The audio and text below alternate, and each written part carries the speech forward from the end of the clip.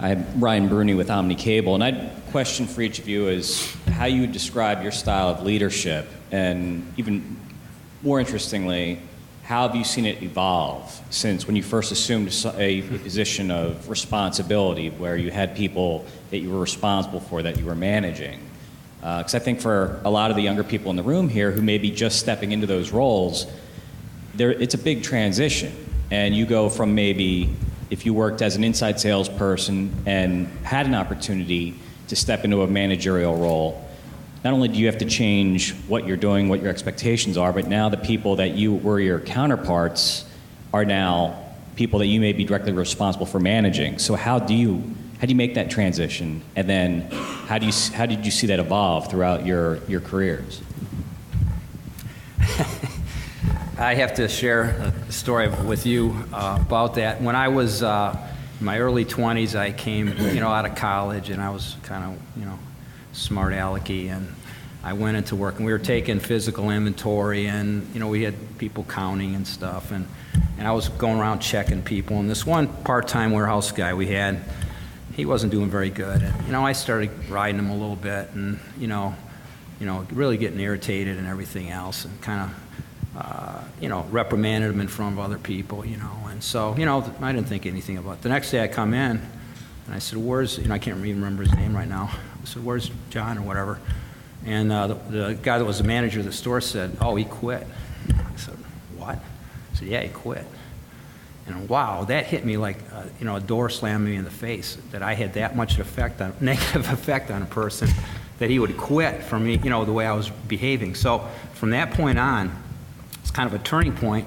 I kind of changed my whole attitude about things, and I began to evolve where I was less of a micromanager and pounding on people to be way more the other way, where my philosophy now is I walk around our company and I try to catch people doing things right, okay? I don't pick out the things they do wrong. I just try to pick out the things they do right. And I thank them, like our speaker said today. 2 simple words, thank you. And show appreciation. Oh my gosh, you can't believe the results you'll get if you try that approach. I mean, people will, band up behind you and work for you and be happy. I mean, I have people that are really excited. I mean, they want me to come down and walk in the warehouse and see how clean it is and that type of thing. So I learned a valuable lesson early on. It's kind of embarrassing for me to share it with you, but if that can be helpful to you, I hope it is. Yeah, the one-minute manager, I think is critical. And I think my role as president of the company is to set the goal. And I think it's a big goal. I mean, we have a big goal in our company to reach. Whether we're going to get there or not isn't really the issue. It's that we're all working toward that. And then my job then is to basically support everybody. And I walk in a lot and say, what can I do for you? What is it that I can do to help you get accomplished what you want to get accomplished? And then I acknowledge people publicly all of the time for doing things right, everywhere, and that really works.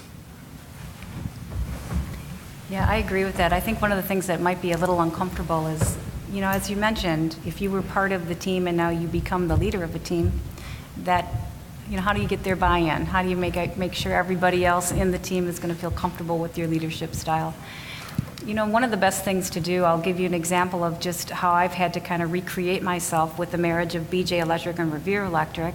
I oversee 3 different areas now, enterprise-wide, throughout both companies. And one thing I've been doing, because I didn't know a lot of the Revere Electric people, I had to introduce myself and try to make sure that I'm going to approach them in a way that's comfortable for them. And so I sat down with everyone and I talked to them.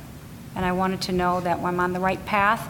I'm not here to walk on any toes. I'm here just to help, because that's what we're all about, is being a group trying to get to this common goal. So in all of that, it's been just a great opportunity to bring people together and appreciate each other and make sure that, the pat on the back in front of others goes an awful, awful long way. I, too, am a person that says thank you, and thank you over and over and over again, because it is from my heart. Without these people helping, we wouldn't be where we are today. So I think, if you just take the time, take the 15 minutes it takes to really sit down with each other and ask them what their goals are in the department too. I think that'll go an awful long way. You know, I think getting your associates involved in whatever you're working on is one of the key things. You know, I can come up with different ideas all day long, but if I alone try to come up with the solution, it's not going to be very effective. I mean, I have 5 other individuals in here with Springfield Electric with me that are a heck of a lot smarter than I am. So, you know, getting our group involved is key to that. Getting them feeling like they're part of the solution. You know, we talk about leadership all the time, and without the followers, you know, our CEO, Nikki Baker, always uses the phrase a leader without followers is just a guy out for a walk, right? So it's important to get the buy-in, set the vision, but let the team, I think, provide that solution. So.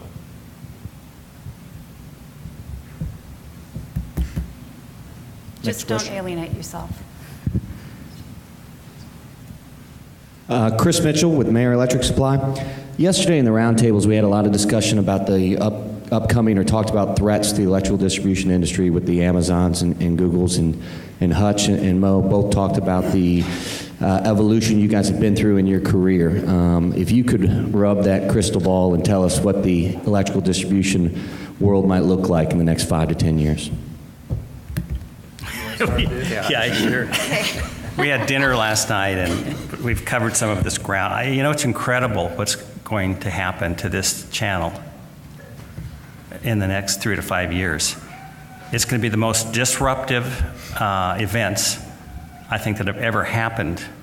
And it's not just this channel, it's all distribution, because there's a shift going on. It's the largest shift in human behavior that people talk about since the Sears catalog, which was before me.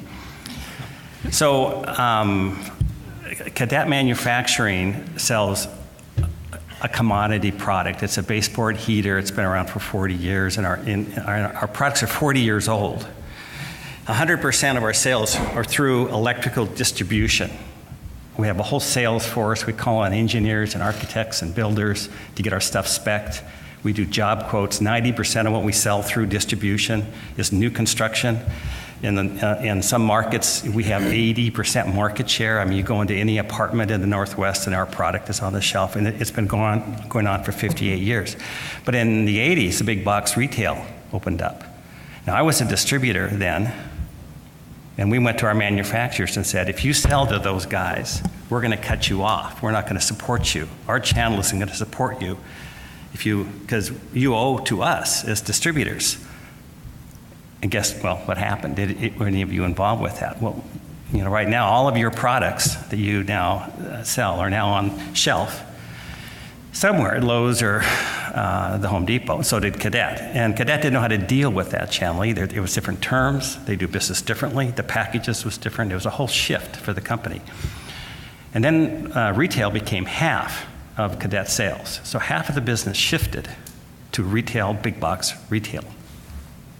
A couple of years ago, thehomedepot.com opened up, and they asked all of their distributors and all of, manufacturers and all the brands that you guys represent to send them content for online selling and to fulfill for them.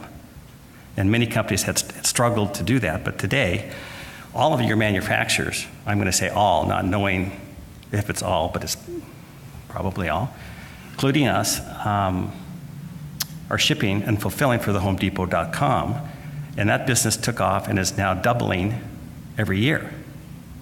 And it will become 30% of our company's sales in another 2 years. So not just thehomedepot.com, we're not selling direct as a manufacturer. We are selling through somebody else's online store. And thehomedepot.com happens to be the one we're selling through. And is this okay to explain some of this? I don't want to go on too long. Is this interesting? Yes. So we're just this little heater manufacturer, and we couldn't get onto Lowe's shelf retail, but finally they said, we'll put 5 of your products on our online store at Lowe's. We're a little company. We'll do $1 million on Lowe's online this year with our product, and they don't even put our stuff on their shelf. So what does this tell us? Our customer is the same customer that's always been, used to buy everything from you guys. It's the electrical contractor, it's the DIYer, and it's maybe some maintenance guys for apartments. So that group of people hasn't changed, but where they are buying has shifted dramatically. And if you, there's actually a seminar coming up, NAED, on August 7th. There's a webinar about this. And the consumer purchasing has shifted away from the old traditional way of buying products. So the question you all have is, how do you deal with that? I think that's the biggest challenge that this group of people have to deal with over the next 3 or 4 years. It's going to happen. It isn't if or when, or it's actually happening. And our UPS line, we used to ship everything in pallets to you guys, and you would redistribute for us. And then we started UPSing single items. And this fall, we got up to maybe 100 a day UPS, which our department wasn't used to shipping 100 a day UPS. So this fall, you go online and you want a cadet heat, and you're a contractor, and you need 4 or 5 heaters, and it's nighttime, and you've been working all day. You go online to, I think there are 12 or 13 websites. You pick some tool fetch or builders.com or Lowe's, or pick one. He'll order his order for cadet. It EDIs our computer system, the order, real time. We're a just-in-time manufacturer. The next morning, we make the product and ship it to him, to his doorstep the next afternoon. And that's what's happening, and we expect 1,000 UPS orders a day going out of our business. So we've had to take an old manufacturer, an old model, and shift it dramatically to satisfy the needs of the customer, because they are shifting the way they buy our product. So I get to sit there and see that, and honestly, as I travel and meet with this distribution, I don't know if distribution gets it yet, what's happening and what's going to happen to this channel over the next 3 to 5 years. So maybe you guys could tell me, that's why I came, was to kind of learn a little bit what is going on at wholesale distribution to deal with this. Is that all right to ask the audience a question? I've got a question for you on this topic, and I guess I don't want to drive this into an e-commerce, Amazon versus Home Depot versus electrical distribution. But as a manufacturer's rep who deals with distribution every day, one of the things from the manufacturing side that really I think sticks with everybody in this room is I can't put on as a rep a authorized distributor for a product unless I get a commitment for inventory. So when I hear that manufacturers are fulfilling orders for a Lowe's or a Home Depot or a competitor to my channel, but not requiring any inventory and taking care of all the back-end work for them, I guess my question is, as reps and as distributors, are we right to expect, number one, that kind of back-end fulfillment and service from the manufacturers that we are partners with? And number two, as a rep, am I right in saying I think I should be compensated for that product that is shipping into my market because I am the marketing, sales and marketing arm for that manufacturer in that territory? Absolutely. And we are offering right now to all of our distributors no minimum order, free freight. Don't hold back orders until you get enough stuff to buy. Just send us the order. A guy comes into the counter, needs something. We're asking distributors, just send us the order. We'll ship directly to that person's job site, or if you want him to come in and pick it up tomorrow. And we can't get distributors to do it because they have their traditional way of doing business. Oh, no, that goes to the purchasing guy in the back. And then he gets a prepaid, and then he orders it in, and then we call the customer back, and then he comes back in to pick it up. That's how we function. And I'm looking at him going, well, the world isn't functioning that way anymore. Does everybody sell cash sales to anybody that walks in the door? I mean, for a while you couldn't Some distributors you couldn't buy unless you had an account. That was a big barrier. So people are looking to buy a product in a Saturday. What's the easiest way for that customer to go get that product? And that's what's happening. But I think you have your points. Yeah, I mean, you guys are out working the markets all of the time. And all of this business is going around you because your customers have chosen to purchase it different ways. So how can you attract your customer to buy that from you guys? That's, I think, a question you need to answer.